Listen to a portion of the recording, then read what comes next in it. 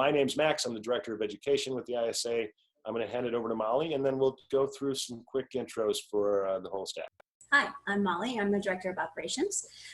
Thanks everybody for being here. This pitch event that we do every year is usually one of our most well attended. Everybody is clamoring for information on pitching, and it's always, I always get a great amount of knowledge from this. So I'm really excited to hear from these panelists today. And we're also celebrating our Fast Track Fellows, Julia and Kevin. They are right now in their week of their Fast Track Fellowship. They are going through meetings with 8 executives around town, 3 of which are actually on this panel today. And we're about to launch the next season any day now, so keep an eye out for that. And I would actually love to hear just a little bit about their week. How has your week been? How have all the meetings been going for you?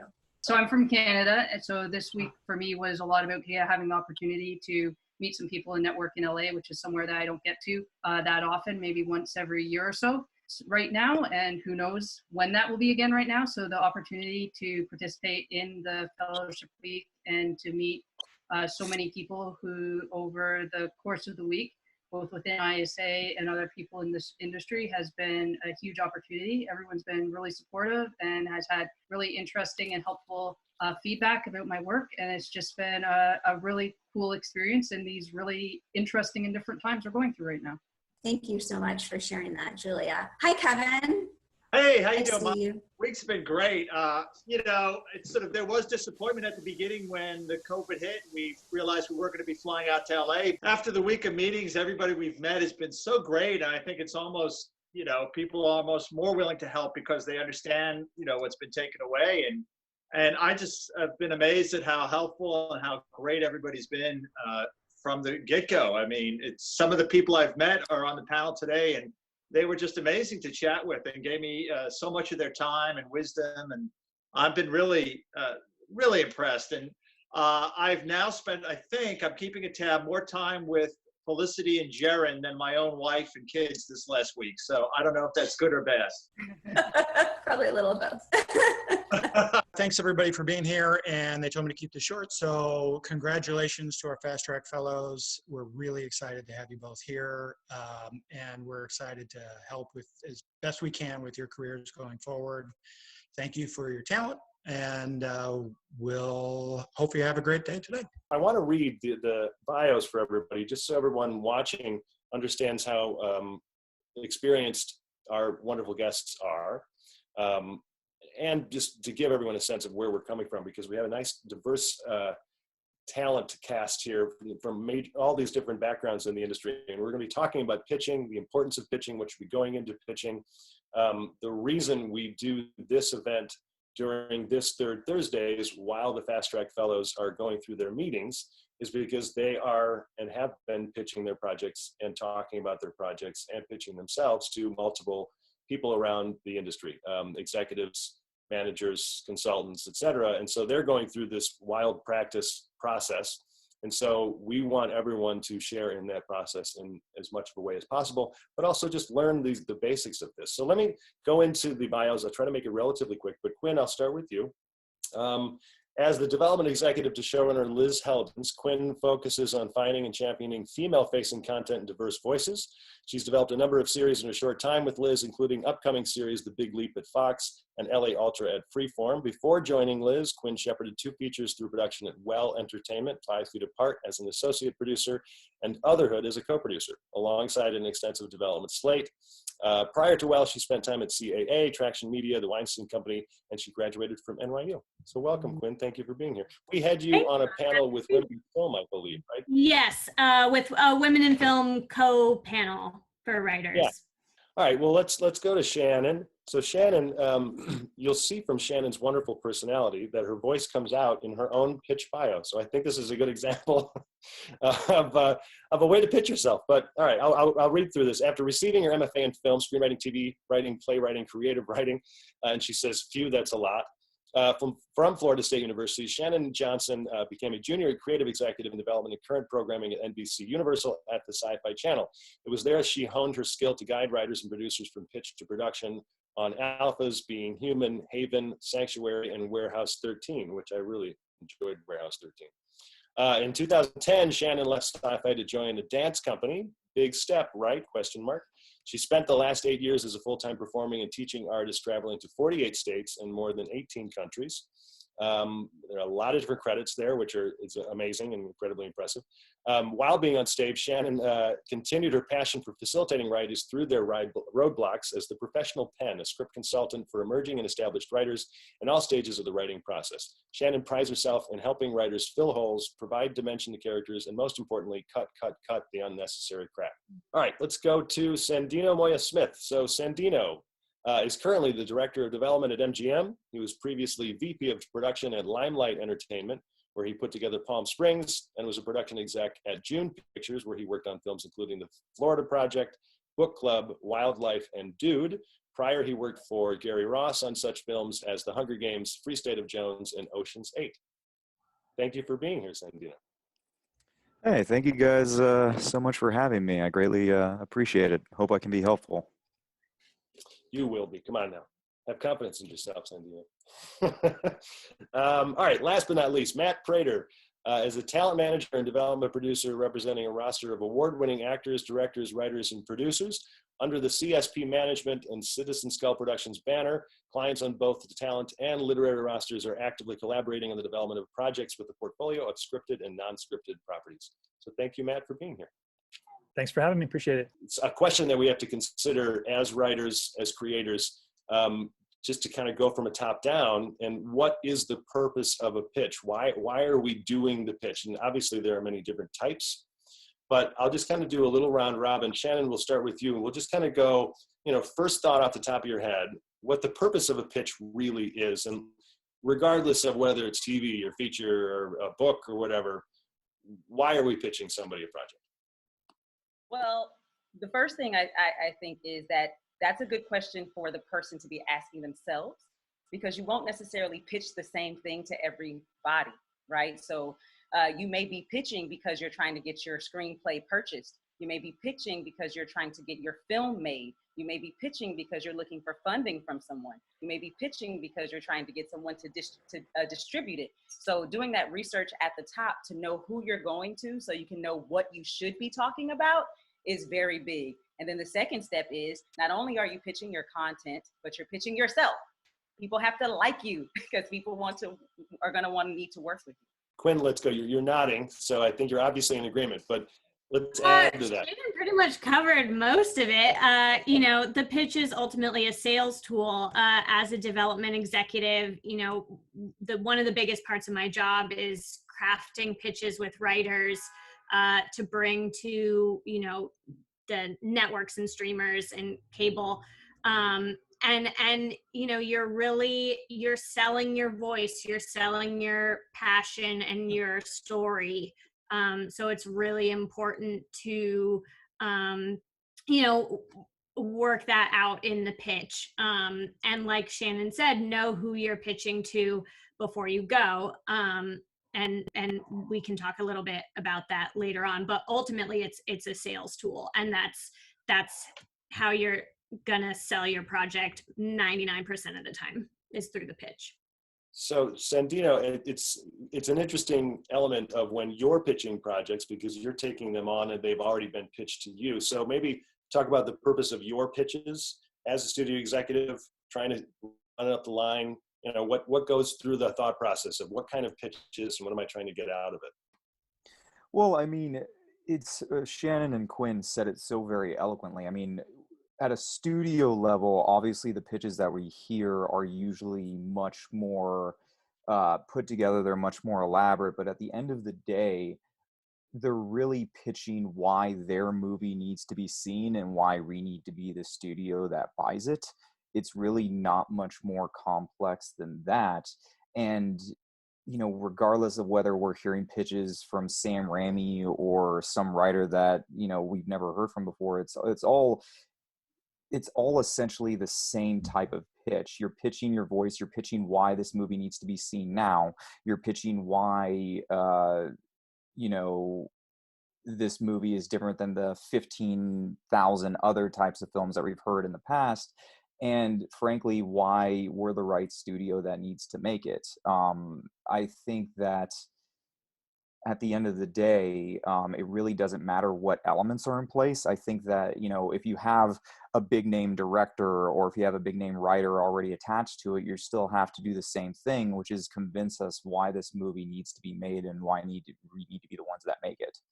That's it. It really, the elements might be shiny, but at the end of the day, like it really gets down to the simple question of like, why should we care? And by elements, you mean attachments, who's the director, who's the writer, if there are any stars attached. Yeah. Correct. But ultimately, it really comes down to the take.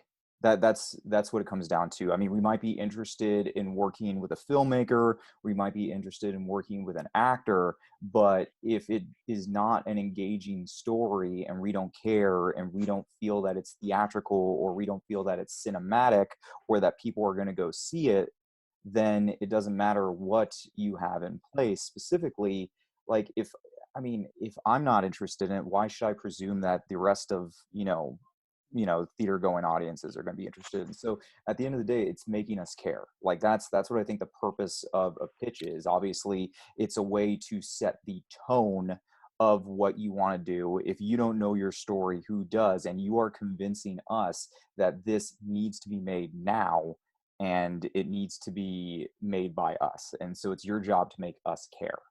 That's as simple as I can make it. Right. So Matt, Shannon, and Willie, Quinn, and Sandino all kind of touched on something that we didn't necessarily put into one particular word. Sandino mentioned take, but obviously answer the question based on whatever the other guests have said, but maybe focus a little on voice, because you have to coach your writers to sell themselves just as much as the project, because you are then putting your writers out in front of people who are going to not only take the project on potentially, but them as well, if you're trying to get them staffed, et cetera. So maybe go into how voice and so-called take comes into play with the pitch. Yeah, and I'm glad you segued into that, because that is actually what I want to talk about. You know, being a production and management company, we're very interested in long-term relationships with our writers. So when someone comes to us to pitch either themselves as a writer and or a project for potential development with us, we're really sussing out, is this person pitching us, is this someone that we're going to want to deal with every day for the next X number of years? Because it's a long-term process to get anything made, especially in the feature film world. From our experience, you know, getting studio pictures, you know, greenlit can take a long time.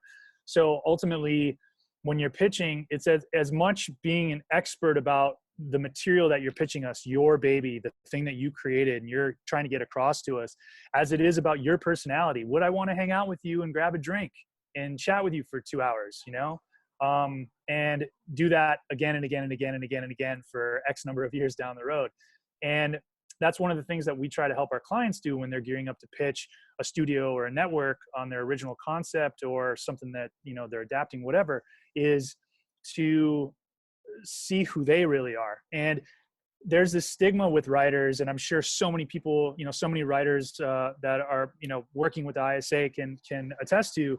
There's this stigma that writers are introverted and they're shy and they're not really, you know. So we with our clients, many of them are that way as well. So we really work with them to try and develop their pitch where they know their material inside and out. They are an expert on why their material is fantastic and why a studio or a production company should want to work with them. But then beyond that, just being cool and being themselves and letting their personality come through. And hey, man, this is why I'm a fun guy, and you want to talk to me every day at 7 o'clock in the morning for the next 4 years, you know? Right. That's important. Yeah, and Shannon, I want to kind of address somewhat of the same topic over to you, but when working with writers one-on-one, and how do you help them develop that voice a little bit? Because, you know, you could argue that if Judd Apatow takes Nightmare on Elm Street, you're going to have much different Nightmare on Elm Street. And so a writer needs to understand that level. So it's a little self-helpy in some way, right? You have to kind of go inward and figure out, who am I? So yeah. Advice for writers in terms of figuring out how to find that voice. I tell my writers that they have to put on their actor cap. Like, you have to be able to go in and act, right? because anyone who's out there trying to sell something is putting on this new face to say, I am the most excited person in the world about this thing that I'm talking to you about. A lot of people don't walk around like this all day, right? But when you come into this room, as Sandino said, if you're not passionate about it, why should I care? I don't want to listen if you don't even care about it. So I try to tell them to start from the place of, this is something that you actually care about and you actually want to see made. Also, if you don't know your project inside and out, it's going to be that much harder to talk about, right? Mm-hmm. And a lot of times people are saying they're ready to go in a room and they're not ready to go in a room.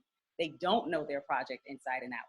If you know your project inside and out, you can talk about it for 5 minutes with someone who's standing next to you in the grocery store and pitch it, not because you're trying to, but because you're just talking about it, right? So it's kind of that same thing. If you can get very comfortable with who your characters are, what they're trying to accomplish, and why any of us should care, then this should be an easy conversation for you. And sure, you're gonna have nerves and all of those things, but the more that you focus on, look, I'm going into this room for a purpose. Put your actor cap on, go in there, and the other thing that helps is, if you're writing a comedy, then you should be funny, so people should be laughing. So use that. I have a client who is a stand-up comedian, and when he pitched to me, I was like, where's the guy who I see on stage? Where's that guy? Bring him out. You know, if you're writing a drama or if you're writing a horror and you're trying to scare people, the information is right there in your screenplay for you to be able to tell me that story. So you should be telling the story just like you would tell your kids a bedtime story. Nobody reads to their kids without any kind of animation. You know, your kids will call you out on that. Like, they don't want to hear that, right? So the same thing is true. Come in and tell your story and, you know, let the nerves go. That's the hard part about it. But the more comfortable you are with your material, the easier it should be to put on that actor hat and just get it done. And the more comfortable you are with yourself in a room with people telling your story, it just comes from a level of practice. So Quinn, trick question, but should writers memorize their pitch? No, I don't. When we're developing pitches, I don't require that of, you know, the writers I work with. I would rather you have notes, you know, or even a script as a safety blanket than you go in there and sound like a robot, you know, just rattling off lines that you've memorized that don't necessarily mean anything. And you know, some executives that you pitch to, they kind of like to interrupt and ask questions. And if you just have it memorized, that will throw you off and you'll get flustered. And so no, I would say don't actually memorize it. And you can tell too, you know, because they're trying to get into the rhythm of a memory as opposed to actually being prescient and in the moment, you know. Exactly. But we'll stay on you, Quinn, just to shift gears into a little bit more of the practical approach of things. Really basic question that involves a much more detailed answer, but primary differences between pitching TV series and pitching a feature. TV is much more character based in the pitches, and features, it's really about that 3-act structure. And Sandino kind of said, you know, about attachments and things like that. In features, you really want to have a good idea of, you know, who's the big actress that is gonna play this role. You know, visuals help a lot more in features, you know, lookbooks and things like that. Whereas for series, it's really all about who those characters are and why we want to spend, you know, 100 hours with them, hopefully. But even within TV, there's kind of a breakdown between pitching to networks and pitching to streamers and cable. You know, networks still are very much about the pilot. They want to hear what, you know, that pilot episode is going to look like. They want it broken out in the pitch. Streaming and cable are much more likely to go straight to series. They want to know who those characters are, you know, what their arcs are going to be throughout the first season. And is there longevity? What do seasons, 5 look like in this series? So knowing who your audience is and what they're looking for in the pitch is really important. Matt, we'll throw the same question to you. When you're working with your writers and helping them develop pitches, what are the differences that you see come up when someone's trying to pitch a pilot or a series compared to a movie? Yeah, and to piggyback, I mean, Quinn nailed it on the head with everything she said as well. What we use and what we find more and more in the industry to sort of, as that calling card or business card, to get a door open. With television, it's a pitch deck. And we develop our decks in-house, and there is a clear and concise pilot episode, and then seasons 2 through 5. What is this story going to look like she said, for that 100 hours? Why do we want to invest in this protagonist or in this cast for 100 hours? There is definitely a visual component to what we use when we're out pitching, and there's a plethora of information in there. We actually have a client right now who's developing something with Capital Entertainment, and they're out pitching this concept right now. And her pitch has been all on Zoom with the entire Capital team, or a couple of producers from the Capital team and another company, and they're out pitching to streamers and networks. And her pitch is a half an hour long. And what she's doing, because it's on Zoom, is she's pulling up her document. So she's talking to the camera, but she's reading through her document. It's not memorized. It's very well rehearsed, but it's not memorized. And she's animated, and she's talking about, and this is this character. And then she has a couple of visuals that she pulls up and shows who the character might look like, someone that we all know, that kind of, sample. So that's the television side. On the feature film side, we also use decks as well. Or if we have a director attachment already, we use their lookbook for a project. But it is a lot different because you are focusing more on a 3-act structure. How does it start? That dreaded second act, how does that work? How do you segue into that? And then, what's the climax? What's the hook? What, all those elements that come with a feature film. We find in our pitches that, generally speaking, there is a lot more interest on the feature film side to see who's involved or who wants to be involved in the project, or where do you guys want to go? Who's your cast wish list? Who's your director wish list? So that helps to sort of determine who we're going to pitch to, whether it be, Sandino at MGM or whoever it might be.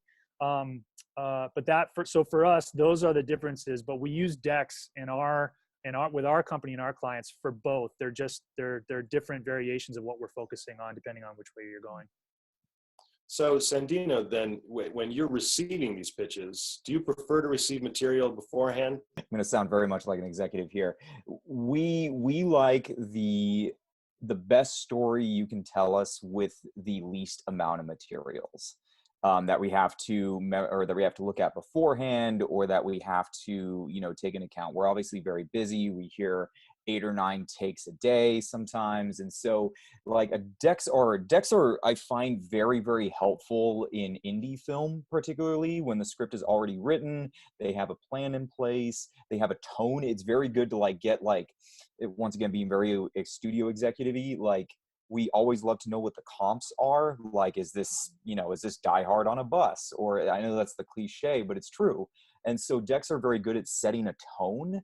What I personally prefer is, if the most important thing is tell me a story, and find the best way to do that. To go back a little bit, to have it doesn't matter to us whether the take is memorized or on paper. I've had Akiva Goldsman, who's arguably one of the best writers on the planet, give me just a 4-page reading off of his notepad, and it didn't matter because he knew how to tell a story. He knew the cadence of it. He knew the rhythm.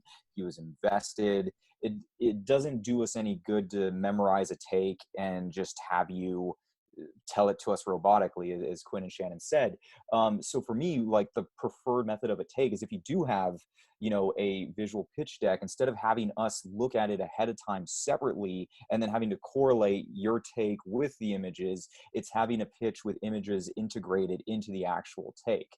It allows us to look at your film visually, and B, really gets us a sense in a cinematic way of what your take actually is. So decks can be helpful. I find that the less expensive a movie is, and the more like put together on the indie space it is, the more helpful a deck actually is. If someone's giving me a deck that I have to look at, like, you know, for a James Bond film an hour before the pitch, I'm going to flip through it because I'm doing something else, and then I'm just going to hope that it comes out in the take anyway. And if I like the take and I like the story they tell me, then I'll go back and I'll revisit the deck. Shannon, do you want to add to that in terms of just lookbooks, visuals? You know, when you're working with writers, you're probably working more with the actual content that goes into it, but what generally speaking, is because like Sandino is using as an example, everything's different, everything's relative. Generally speaking, what should be going into a TV series, lookbook, Bible, whatever we're calling it today? Yeah. Because I have a network background, I'm always telling people, focus on the pilot. If this thing doesn't get interesting until season 3, nobody cares anyway. You know what I mean? So, you know, so you're going into the room because you're trying to sell this first thing. And if they're interested in that thing, they'll ask you questions about the rest of it. So you should have that, you should have those answers, right? But also coming from a network place, no one wants to read any of that stuff. If you send us big piles of things just to add to the other things that we're reading, we don't want that. If you can send us a log line and that's the thing that got you in the room in the first place, and then I'm interested in what you say in the room, now I'll read the things that you send me. So I usually tell my clients, like, if you're a visual person, have the visual stuff. First of all, make sure that they're prepared to show the visual stuff, because you can show up and you're in their office and now you have nowhere to show, you know, you're not in a boardroom with a screen. And so now your pitch is messed up because you were unprepared, because you didn't prepare them, right? But if you're that kind of person who needs something visual, make something visual. But there are people who walk in rooms with absolutely nothing and sell. So the story is the thing that matters. So if you can make me like these characters or relate to them, because we don't have to do both. No one likes House, but we relate to him, and eventually you start to like him, you know? So your protagonist has to be likable or relatable. It has to be very clear what they're trying to accomplish. Very clear why we have dropped into their lives right here, right now, you know? And then for television, why I need to come back next week to watch them. What's the story mechanism? What am I gonna get from week to week? And these days, people are doing a lot of premise pilots, and people are doing a lot of limited series. So some things are closed-ended, but you need to know that before you go into the room so that you know what you're pitching. But if not, if it is something that's very closed-ended, then the question is, why aren't you writing a feature? Why is this a TV series? You know, and that's the information that you should know before you get into the room. So explain the difference then, just so everybody understands, closed-ended versus premise pilot. So, so what I mean by a premise pilot is something that the problem can be solved within your first season. You know, like I'm reading a lot of those things right now where it's like, she's looking for her daughter. Well, guess what? I'm not waiting 5 seasons for her to find her child, right? So that means by 10 episodes, 12 episodes, she's probably found her kid. So how does this thing keep going after that?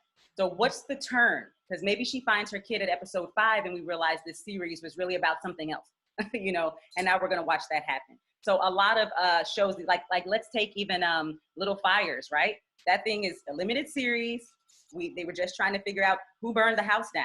It's done. They may decide to bring it back the second season, just like they did Big Little Lies. However, we found out who burned the house down. I don't need to come for another episode. You know what I mean? So your TV series has to have legs. That's what we say in the industry. Does it have legs? Meaning, what's going to get us to next week and the next week and the next week and the next week? And a lot of, if you don't have that information, then you should be asking yourself, is this a feature? Something that I watch this protagonist journey through, get to their resolution and finish. And then we can all go on about our lives. Right. And Shannon did say something, just for all of the audience members here, that if you know your story, you can go in without material and just a notebook. That's not an easy out. Don't let it, I don't want everybody thinking, oh, well, then I don't have to put it. No. Those are the people who are. What I will say is, I usually tell them, have something to leave behind. Like, even if it's not the thing that you're pitching from in that moment. But if an executive is hearing pitch after pitch after pitch, 9 times out of 10, they're not going to remember all the details of what you just told them anyway. All right, that's my daughter. But they're interested. And so if you then leave behind something, and maybe that thing has a few visuals in it, but if nothing else, it gives all of that information you just talked about. It tells us who the characters are. It tells us why we should care about them. It tells us what's going to happen, whether it's a feature or a television series. It talks about the stakes, talks about the complications, gives us a little bit of the climax and the resolution. And now it's here on the page so that when that executive goes into the next room to pitch to the other people who have to say, yes, we're going to buy this thing, they have something that they can refer to. So even if you're not going to pitch from your visuals, you can still leave, 2 pages of something behind. But ask the person you're pitching to if it's okay to leave something behind, as opposed to just forcing something on the table, because the pitch may not have gone very well and they may just want to be nice and polite and, all right, Matt, let's go into this level of, this is kind of a fun little thing. I want everybody to try to share a story if you remember a really great pitch, either that you gave or that one of your writers gave, and then why it was so great. And maybe we'll try to go beyond the level of just voice and the performance. And Matt, if you don't have it yet and somebody else does, you can jump in. But I want the writers to get a sense of what actually does go into a pitch from beginning, middle to end, and how we should be presenting that from a practical sense. Because we all know that we should be performers and that we should have fun doing it. But what makes for a really great pitch? And if you remember one in particular, give it as an example. Yeah, I could give it a whirl. Thankfully, there's more than one example, and actually several of the clients that I have the pleasure of working with are really great storytellers. So it's everything that we've been talking about with regard to, mastering your story, like knowing everything about your story, hearing that enthusiasm. A really great pitch that I just got was actually over a FaceTime call during quarantine like this, where, I've never met this person, and they were so enthusiastic about their world that they had created, their story that they had created. I couldn't help but kind of get excited about it. And then, you start spitballing with each other about where this could go and what it could do and this and that. And the next thing you know, I'm like, man, we got to work together. I can't even grab a coffee with you probably for the next 2 months, but I think we could have fun putting this together and going out and trying to sell it. So if you can do that, in person, it's one thing because you're sharing energy with somebody and you don't have this wall in front of you, but it's a whole other level when you're able to accomplish that over a computer. We actually have a client who, as Shannon was saying, it's this guy, he's very seasoned. He's executive produced television. He's been around for a long time, but this guy can tell stories literally until the cows come home. And he's so enthusiastic about the stuff that he tells. So we've been working with him for a little while now, and he's been out pitching, and we've had a bunch of, when I mean out pitching, it's all Zoom stuff now, right? So he's been pitching from home in Oregon to various studios and networks with some great original ideas, but he just has this portfolio of concepts in his brain, and he needs nothing in front of him. He can just sit here and just spitball ideas and throw stuff at you and whatever. And just got a development deal for a TV show, something that he just kind of rattled off that we're setting up at one of the major studios right now. So, and it came off a Zoom chat like this. It was a 75-minute call with director of development and the president of this branch of the studio. And he called us. He was like, that was great, man. Yeah, we just shot the shit. Excuse my French. But he's like, yeah, we just shot the shit for an hour. And yeah, it was great. They love it. We're going to do it. And then we got an email from the studio and they're like, we're going to do this. It's great. So, having that ability to, I'm always going to come back to the personality of the person, of the creative or the writer. You've got to be able to show us when you walk into that room with someone like Sandino, and I've been in that position of walking into an executive's office, and it can be so intimidating. Or into a management company, and you've got managers staring at you being like, man, this is the 40th person I've seen this week, and I'm like, please shoot me. You've got to be able to walk in the room, sniff out your audience, know who you're dealing with, gauge their vibe, and make them feel like they want to hang out with you for the next 4 years. It's a rare gift to have, and a long story, long answer to a short question, but that's my style. It's about just telling a story to somebody. So Quinn, do you have an example of a really great pitch that you remember? Yeah. Just last fall, we sold LA Ultra to Freeform, and it was an incredible pitch. They were the first pitch we did, and they bought it in the room. awesome. That's the dream. But so much preparation went into that pitch before we even stepped into the room. Like a year's worth of preparation. The writer had already done a general with the Freeform executive we were meeting with. Freeform already knew him, liked him. I had a general with the Freeform executive we were meeting with. Love her, great relationship. The first draft I saw of the pitch was very much in the weeds with the themes and the, a lot of words that don't really mean anything and not a lot of focus on the story. So we broke it all down, we built it back up from, okay, what is the story here? Who are our characters? And really crafted it from there, kind of from, like a pyramid, from the base being, what is your genre? Okay, it's a neo-noir. What are we doing differently with the neo-noir? We're making the lead a modern female millennial. She's got a dry sense of humor, so we build all of that into the into the pitch. It's very funny, a lot of twists and turns in it, cultural touchstones like Sandino mentioned. I love a good meets line. Our pitch is basically Fleabag meets Kiss Kiss Bang Bang, right? You want to see that show. So a lot of preparation went into just crafting the pitch from the story, and also thinking about who is the audience for this show. We knew it was for millennials who are now, ages 25 to 40, right? Female millennials who that's the Freeform audience. So we target it to Freeform, which I wouldn't necessarily recommend targeting one outlet, but we knew that our backups could be Hulu, or HBO Max is looking for a lot of content. Amazon has put out some stuff kind of in this vein. So we really spend a lot of time crafting the pitch, and that's what's going to set you up for success. It might seem like a tedious, drawn out process, but that's what's gonna get you there. So just because, and that's great, because there's so much planning that goes into it, and I hope everybody listening remembers that it isn't just something that you can kind of reel off in your head while you go to bed at night and then you go and pitch it the next day. You really got to work at it.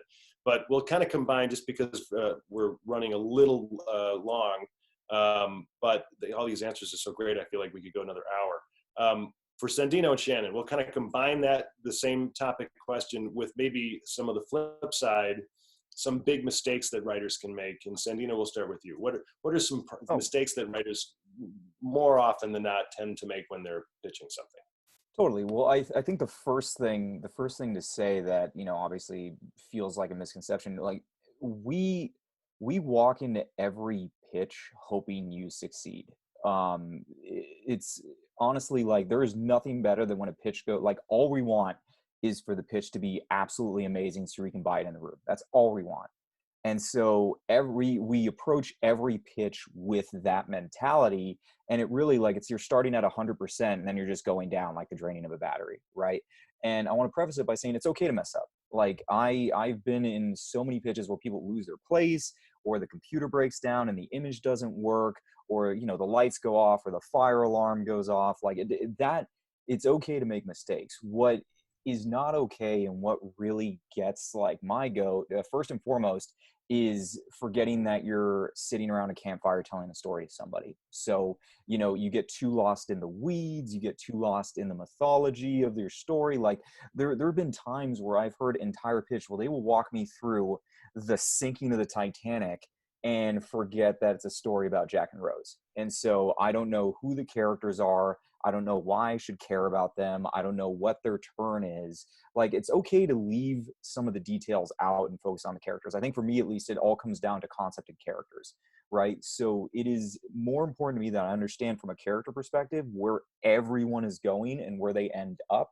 And then with some of the details of the weeds get lost in, right? Because that's our job when the pitch is done, for us to ask those questions, right? So it's okay to lose like a couple of the details and a couple of the intricacies of the plot as long as you focus on character. I think the biggest mistake that I have a tendency to experience is that people get too focused on this happens and then this happens and then this happens without focusing on the characters, to the point where I don't know, why the heck, like, I'm listening to this. And so focus on characters would be like a big thing for me, and to not worry about getting too caught up in the details or the weeds, because we'll ask questions at the end. Just tell us a good story. Yeah. Shannon, you want to add to this? Sure. He stole my answer. So Sorry. that's okay. I'll take it from a different perspective, because we started this conversation about the different kinds of pitches that you can be doing. So during staffing season, a lot of times writers are pitching themselves in their interviews with the showrunners, trying to get their job. So one thing is, remember to be vulnerable, because you're going to be in the room with these people for hours upon hours, weeks upon weeks. So remember to come in the room and be yourself. Remember to find what attracts you to this piece of work that you're going to be writing, because it's not your baby, it's somebody else's baby. And you're going to be writing their baby for X amount of seasons. So trying to find something that you relate to and really draws you to that work, and being able to talk about that. And then really understanding what your strengths are as a writer. So what you're bringing to this writing room, right? Because you may be the comedy person coming in, so you've always got a joke ready. You may be the character person, so you always know how to dimensionalize somebody and make sure that that character is remaining consistent from episode to episode. You might be the structure person, like myself. When I'm in a writer's room, my job is to remind everybody, yeah, the goal of this episode was, and this is where we're supposed to be, et cetera, et cetera. So knowing what your strengths are when you go into that pitching process with your showrunners, and being yourself. And then on the opposite side of that, what the bad things are is to not do any of those things, to go in the room and be so stiff and so afraid to show yourself, because we send our representatives to our interviews, just like we send them on our dates, right? And so with the showrunner, though, that's your time to just be open and be yourself, because in writers' rooms, there's a lot of crying, there's a lot of laughing, there's a lot of joking, there's a lot of emotion. So don't be afraid to be yourself, because usually those are the people who are going to get through, because they were able to see that, you're a human being, and that's what they want to see. I think it's a great way to wrap up the Q&A portion of that. A really great answer, Shannon, because it all does come back to just who are we within this process of telling a story that we came up with. I mean, we have to own that, and the person who's going to be listening to it, they have never heard the story before, so you have to make sure it's delivered in a whole bunch of different positive ways, not only through tone and voice, but structurally, and you get them, caught with the hook. You understand who the character is, you put them in a situation. You have to be able to teach yourself this and have an education before you can begin to jump in. But if there were the opportunity for a round of applause for a Q&A guest, we would be clapping now, but it would be loud and probably affect my microphone. But thank you, everybody, honestly, for doing this. Well, I'm going to hit just a couple questions, everybody. We'll try to answer these relatively quickly, because we want to get into the actual pitch portion. And here's some of these pitches, because we have some cool ways that we're delivering the pitches, and so everybody can watch and listen. But interesting question that I think is on everybody's mind, and anyone can jump into this answer. But how do you all think COVID is going to change the industry? That's obviously a pretty broad question, but specifically where it's coming into the pitch process. How is obviously everybody's on Zoom, but are you noticing any trends? Like, are people using Zoom in a way where it's actually kind of a device? Yes, no? I would say generally, in a weird way, Zooms have actually made pitching a lot more efficient. That sounds odd, but like a lot of our pitches are a lot shorter, because I feel like there's some sort of mechanism in which, when we force poor writers and managers and producers to drive all the way to our offices, we feel the need to kind of placate them with this overlong meeting that, is full of a bunch of filler without the, auspices of just dealing with the pitch. And so, at least in this COVID atmosphere, we jump right into the pitch, and it's really been a lot faster, I think. And that's from how Zoom pitches have been affecting us, but it's really been a lot more efficient, I would say.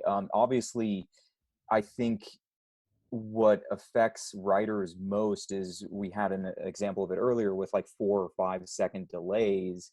And so it's really about adjusting the cadence of the pitch and just making sure that you're allowing those time for those silences so that you don't get off track or off put by all these like, you know, small delays, et cetera, et cetera.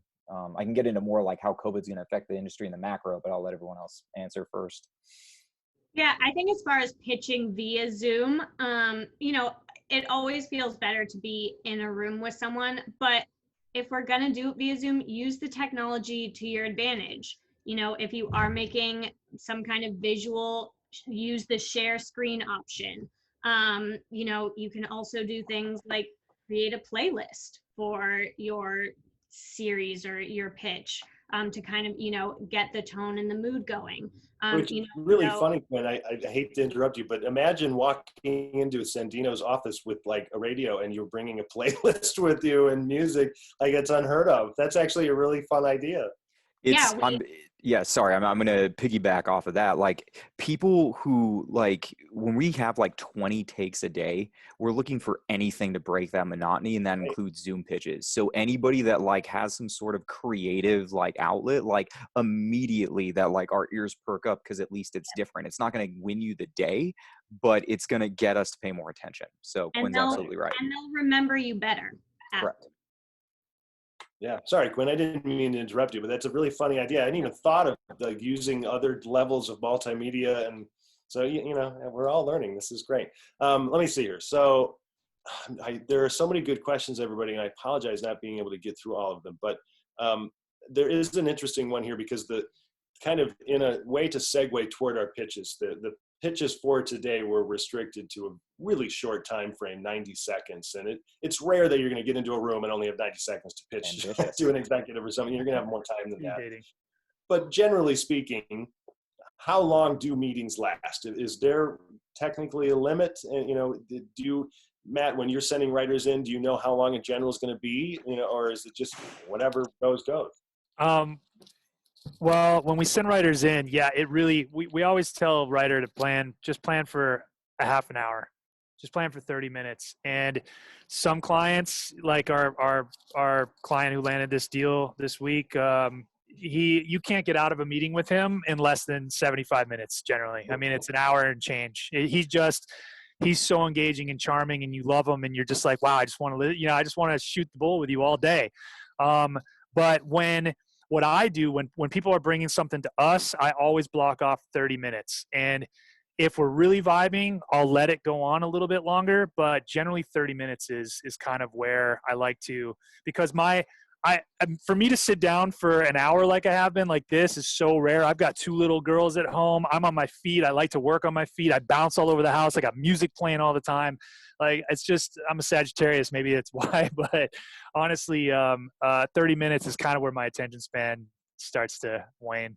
So Your pitch should be between 20 to 30 minutes, which is really hard to cut it down that short. But over 30 minutes, you're going to start losing people's attention. Yeah. Yeah. I time my clients to 15 minutes. Oh, God bless you. And the reason I do that is because the first 10 or so should be, hey, how you doing? Yeah. You know what I mean? Yeah. I'm a person. You're a person, right? But because executives have meetings on their schedules, you know what I mean? They have lunches, they have breakfast, they have to meet with the other people on the floor, they have other pitches. You want to be very respectful of the 30 minutes that they give you. But the other reason I tell them to stop at 15 is because you want to see if they were engaged enough to ask questions of you, right? So you want to give time in the meeting for there to then be more questions. So, you know, I had a pitch the other day and somebody in 5 minutes, they weren't rushing or anything, but they just really understood their story. In 5 minutes told me what their story was about. So from there, I know if this is something I like or not. I know if this is something we're even buying or not. And now I can ask you questions, and the rest of the 30 minutes we can spend engaging. Because my answer to your COVID question was going to be, the hard part about Zoom is that I look at pitching like being a theater actor, because on stage, you can read the room. And if the audience isn't moving with you, you can change your strategy and change your beats. On Zoom, it's a little harder to do that because people are just, staring at you. So you can't kind of work with the room. But when you're in the room, you can read the room. You can see if people are interested. You can see if they're laughing. You can see if you need to switch gears or if you've been talking about something too long. So I agree that it shouldn't be memorized, but at the same time, if you really know the story, it doesn't take you 30 minutes to talk about the story, but you do want to leave some more time so that you can now be engaged with the other people in the room, and they'll have questions and you'll have the answers. Sandino, tell me if I'm wrong, but most pitches I've taken out, we have had 45 minutes to an hour with the executives. Is that not how you guys? With pitches, I generally block out an hour. I think it's half hour. I feel for the exact reasons that Shannon just said is a little bit too short because obviously there might be technical difficulties. We might actually be engaged. I don't think that the pitch. I mean, the best pitches I hear are 20 minutes tops. And anything over that, it's like a movie is 90 minutes. Why am I listening to you for half that time? Mm-hmm. So I would say like an hour is a good amount of time. A good pitch if we're not interested, but even if it's a good pitch, we'll take a half hour. A good pitch if we are interested is an hour. Yeah, that's generally a good amount. An apocryphal tale that I have heard that goes against everything we're saying is that the Bloodline pitch took 3 hours. Don't do that. It's exceptions, not the rule. If I have to be in a 3-hour meeting, like I'd better be making, the best movie ever. Right. You love to plan that you're going to talk for 15 or 20 minutes and hope that the executive wants to talk to you for the rest of the 40. Mm-hmm. And I'd like to say something too, just about the pitching over Zoom, because it's such a new thing for so many people. One of the things that we're prepping our clients for are the technical glitches that just tend to happen. And it's not Zoom per se, but it's, your wireless carrier or whatever your internet supply, provider is. So one of the things we're doing to sort of combat that or help our clients out when they do have a high stressful pitch to come is I ask the client before they get on the Zoom chat, take the time and record your pitch. Record yourself just doing it on your computer. So you have a video file of your pitch. That way, if something happens and it's catastrophic and, you're on with any one of these great people and it's like just not working and they're, everyone's like, oh my God, I can't believe this isn't working. I've been prepping for a year for this. Then you can say, you know what? We're having some technical difficulties. I just emailed you or I'm sharing the file with you right now. Spend the next X number of minutes, watch the pitch, and then let's connect when it's done if you want to connect. And boom, it's there, it's done. It cuts away the awkwardness because we've had that happen at the beginning of quarantine where 15 executives were on a pitch for my client and her internet just was like, nope, not happening, not working today. Sorry. It was the worst. And she was so devastated by that. And, so then it was like, well, now I've got it recorded. She did like multiple takes of it to get the perfect pitch take and then said, here you go. I don't have to worry about it now. So something to think about. It's a great idea. It's ironic how perfect that segue is, Matt, because that is what we had a couple of our writers do. And we had them record these and you were going to be watching some of those recordings. But fantastic. Thank you again to the panelists.